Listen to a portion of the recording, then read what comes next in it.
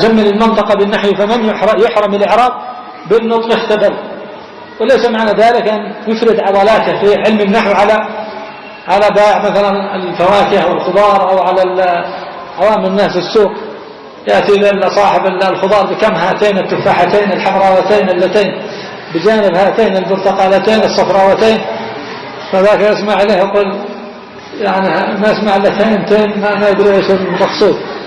كما ذكر بعضهم في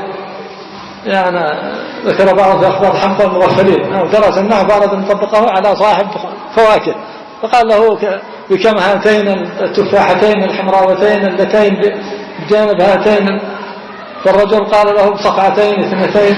يعني مشى على نفسه قال له بصفعتين اثنتين، يظن أنه يعني يسخر به لأنه ما سمع إلا تين، والله المستعان.